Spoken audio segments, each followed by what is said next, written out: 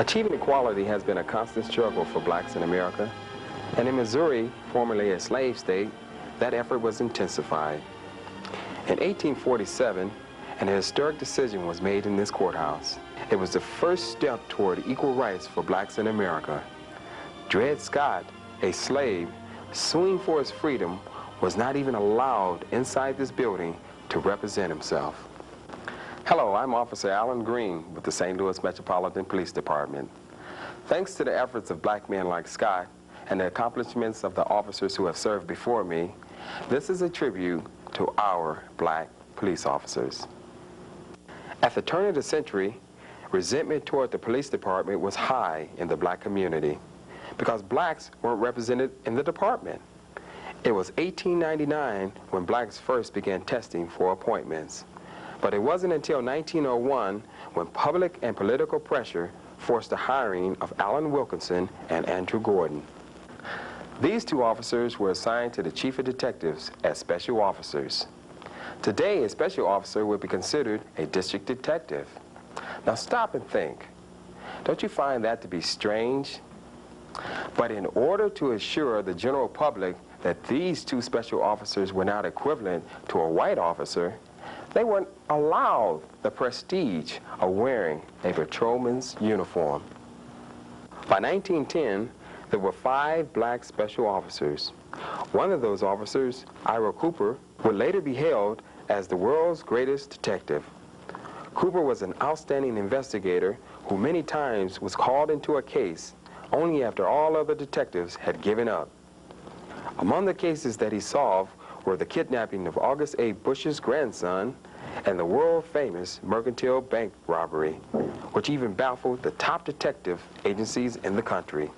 Ira Cooper said as the minute that he walked into the door of the bank, there was a colored fellow as a janitor, and he was mopping or sweeping, and he couldn't sweep without looking at Lieutenant Cooper. Cooper looked out the corner of his eyes, and right then he said, a thought came to him, that's your #1 suspect. Well, this #1 suspect had a cousin that was highly educated. And whenever this person that was losing all this money would make a big deposit in the bank, this old man worked in there as a janitor, sent a telegram to New York, come to town, bacon is here. At night, they let him in. He'd climb over the cage and get one of the bank teller's book and forge a withdrawal on some, let's say Anheuser-Busch's account. It was somebody that had a big account. So after about 4 or 5 months of investigation, following this guy and seeing his MO, what he was doing and whatnot, they were able to crack that case. And he got all kind of praise. They had fellas in from Scotland Yard, from England, trying to solve that. They never did. At the time of Cooper's death in 1939, he was one of 4 officers in America and the only member of his race to receive a Scotland Yard card, presented with a kiss by the Queen of England. In 1936, the city had only 25 black policemen. One of those officers was Thomas Brooks, who rose to the rank of major before retiring. Another was Oliver Middlebrooks, who, legend has it, was the first black officer to ever arrest a white man in St. Louis.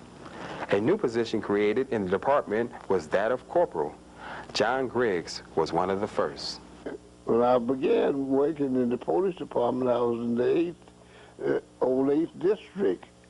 That was around Jefferson and Market, Jefferson and Shoto. The 8th district, that was predominantly black. It was a segregated department. That's what it was. Oh, we got along at the station. We like brothers at the station. Yeah. By 1943, the number of black officers had increased to 36. Just a small percentage of the department's 2,000 policemen. Ernest Troop, later to become Captain Troop, the first black night watch commander, recalls those days. Our neighborhood where I walked was, you said 99% all black. The only white was in the neighborhood was the white business people who had the grocery stores or furniture stores or something like that. I didn't have any bad times with the people in the neighborhood. However, I did feel segregated, that I wasn't allowed to ride in a patrol car. If a police car got a call, the sergeant and his two boys would come and get a black policeman said, make this report. The first all-black police platoon in the history of the department went on duty December 8, 1949. Sergeant James Taylor, commander of the 14-man unit, was the first uniformed sergeant of his race and the first to head a platoon. I can't remember the exact there, but the first uniformed sergeant was put out with Sergeant Taylor. And he got a whole platoon of black police officers. And he was the sergeant in the car. But before that, there was no black officers in the car. They all was on the footbeat. Yeah. We had officers assigned all over the 1st Precinct, and that was a brand new thing. Atkins Warren was the first black to achieve the rank of major and lieutenant colonel. He was my 2nd sergeant, and he was the first black sergeant in uniform and the first to command a precinct. And we all started out on the 3rd watch. And there was some question as to if we would be allowed to leave the 3rd watch. Would we continue to work the 3rd watch all the time? And of course, in the military platoon type setting, you know, row for roll call, the 1st precinct is normally the 1st row. But they moved our precinct back to the 3rd row. And so, you know, they just turned it around, and it was really something we kind of smiled, but we expected that. We really did. And of course, our sergeant used to use the expression of, you know, that does not bother us. We are their best policemen. And that's the way we went. And he had not experienced much more than that, but I'm sure to him, you know, being our leader as a sergeant, it was degrading that they would switch us around in such a manner. Eleanor Hall, who joined the force in 1956, became the first black female sergeant. I was first in police community relations. You aren't talking about the promotion, because that came years later. The promotion, I was the first African-American sergeant, and I had to work almost about 18 years before I got that, I see. And I was the first one to picket, I think, in the station, back and forth to get the ladies' restroom. I really picketed. And I threatened to go home. I know you weren't supposed to get your car and go home, but I didn't live far from the district. I said, if I don't get a bathroom in here, I'm going home. So you write me up, and I'm going to rewrite you up, because there's no facilities for ladies. There were no facilities. So they took a broom closet and made a ladies' room, put a lock on it. Lieutenant Colonel William Brown was the first black chief of detectives. Well, when I first came on, community relations-wise, I loved it. I thought that we had a better inroad to the community. At that particular time, because of circumstances, the black community was all together in one spot. And the black officers, naturally, that's where we patrol. We walked the beats, and that's why I think it was so good. We had school corners. I got to know the kids in the community, from little kids in kindergarten on up through high school. In 1964, the Civil Rights Bill was enacted. There was a lot of social unrest, and it didn't make it any easier to be black in blue. Internationally acclaimed civil rights activist Captain Charles Alphen explains why.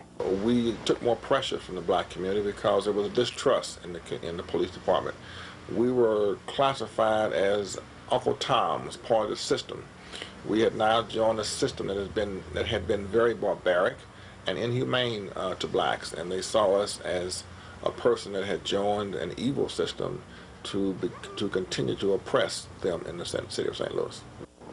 During those troubled times, Colonel Clifton Gates was one of the first and only black on the Board of Police Commissioners. Mid-60s, maybe early 70, but we were successful as a board to gain a number of increases for the police officers. Our board made a number of trips. I don't know if this board does these sort of things or previous boards, but we made all the hearings in Jeff City and testified before the various committees with a set of facts that we were able to put together to justify why our police officers needed this particular increase. And as a result, over the years, we were able to get several increases. Any officer can tell you that most of police work is communicating and talking to people, and black officers are no exception. You know, my first assignment was to walk with Patrolman Ezel Nance, and I was to meet him on the corner of Whittier and Martin Luther King. It was Whittier and Easton then. I got to the corner about 5 o'clock at Whittier and Martin Luther King, and I had to wait there until Nance arrived. And during the course of that time, various people along the street, this is my first experience, began to come up and test me.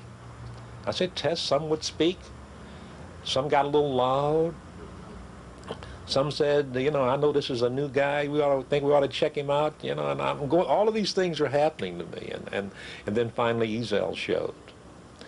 And the one little thing that he showed me was how cooperative people were, how easy it was to influence people. And he says, watch me.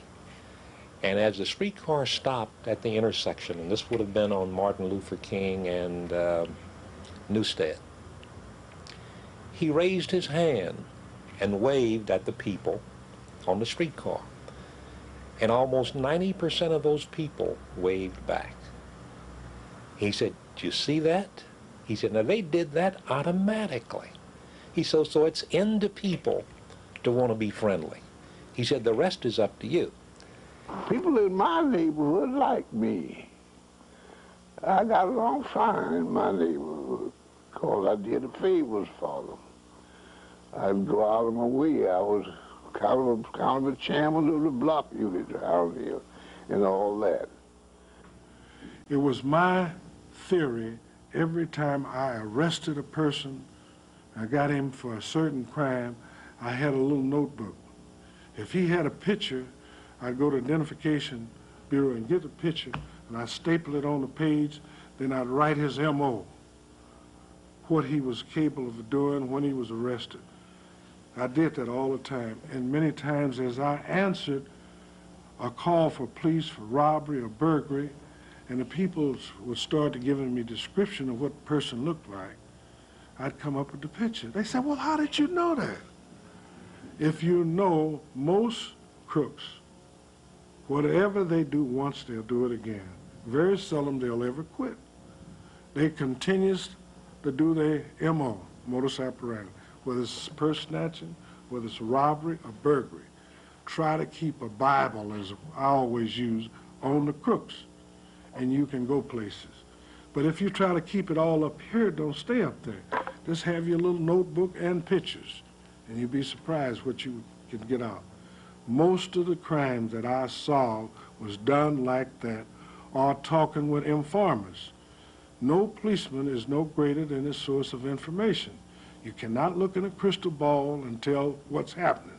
Talk to people. Some people are very hinky when they talk with policemen. If you're talking to a person and you notice that he has an attitude, he don't want to talk right now, but later you can talk with him. See, you get his name and address. Some of them say, "Look, I can't talk to you right now, but come over to my house sometime tonight. I'll let you know." You got to be sharp enough to pick up on those things when you're talking to one of those individuals. I was a sergeant then on a particular incident, and I took an officer with me into a tavern right after a major shooting. Nobody knew anything. And the officer, young officer, was frustrated. I said, "Look, don't let that bother you." I went right out of the place, went right to a telephone, and made a phone call. And I told the person that I called, "Listen, we just had a shooting in this tavern. Nobody knows anything. One guy's gone to the hospital," and so forth and so on. He says, "Call me back in about an hour." Called him back in about an hour. He gave me the guy's name, where he was, where the weapon was. And I showed this to the young officer that was with me.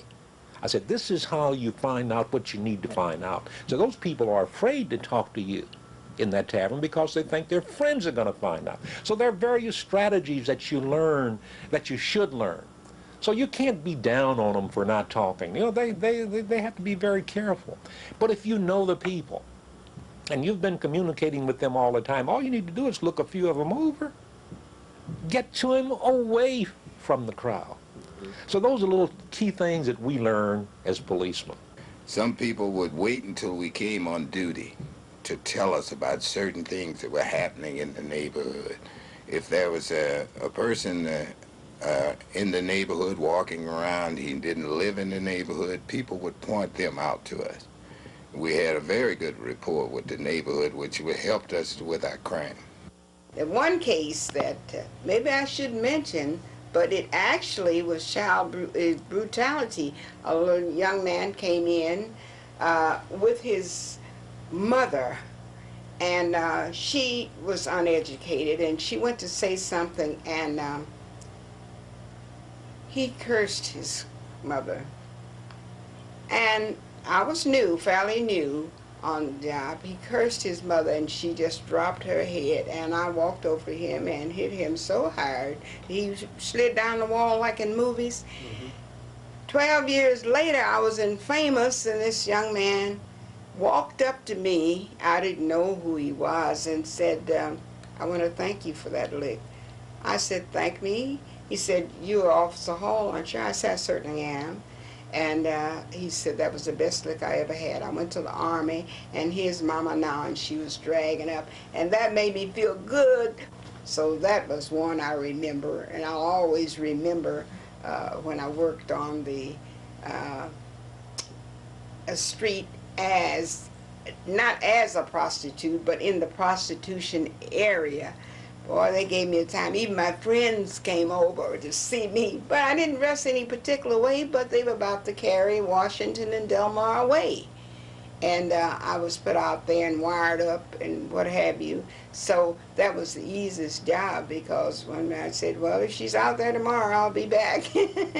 So it was just, it was a fun thing, but it was a serious thing too. And it did deter prostitution in that area for a long while, because their names were in the papers, and I caught some big ones. Well, I found that the best position to take was not to react, so to speak. I mean, I was attacked. As you might imagine, I had the building, and I had my office. The sidewalks were painted, stop white police from shooting us, and all this sort of thing.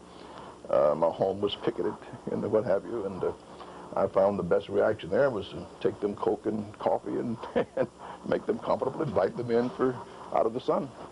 And in other words, I tried not to react. And I think by keeping a sane approach to it, we were able to sit down and hopefully resolve some of the matters and make it perfectly clear that whatever you felt was there as an evil was not going away just because the black sat on the board.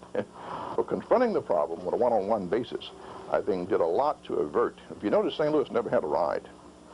All the other major cities during the heat of the 60s were having all sorts of upheavals. And everyone who's in law enforcement, not only in St. Louis but other cities, I think, credited St. Louis' ability to meet and deal with the citizen one-on-one as the thing that averted a lot of that. Time constraints prevent us from featuring all the illustrious and remarkable black officers that have served on the department. But to name a few: Colonel Ted Mcneil, first black to preside over the Board of Police Commissioners; Lieutenant Barry Berry, first black commander of the training division and the first to graduate head of his class at the academy; Sergeant Percy Waters received the Medal of Valor, the highest community award for law officers; Sergeant Oral Jennings, first black officer in K-9 Division; Major Clarence Harmon, first black to be Secretary of the Board of Police Commissioners; Lieutenant Will Gooden, first black in the Traffic Division; Captain Edward Bowden, first black captain in the St. Louis Metropolitan Police Department; Lieutenant Audrey Lee, first black female lieutenant. Police Officer Flora Mae Jones, first black female police officer. Captain Robert Lewis, first black commander of the Mounted Police. As of this taping, there are 426 black officers currently serving in this department. That's roughly 27% of this department's commissioned strength. Black officers have always been good investigators. They've been tenacious in the pursuit of criminals. When I first came into the department, I guess we were probably 10%, maybe even a little lower than that, in black officers. My memory serves me correct. We had 4 officers, black officers, in my academy class. We started, I guess, in the late 70s, right around 1980. We were 18% when the affirmative action program came online, and we've been trying to get it up to 30%. Well, right after we had the affirmative action agreement in 1980, the hiring freezes went on, where we went for maybe 3-4 years without any classes at all, and that hurt us. But since, I guess since 1985, we've been hiring at a clip around 45–46% black. But again, we're trying to recruit the people who will be the tenacious investigators, the good, solid police officers that the department has been known for throughout the years. And for that reason, we're very selective. Presently, we're looking at recruiting in college campuses throughout the country.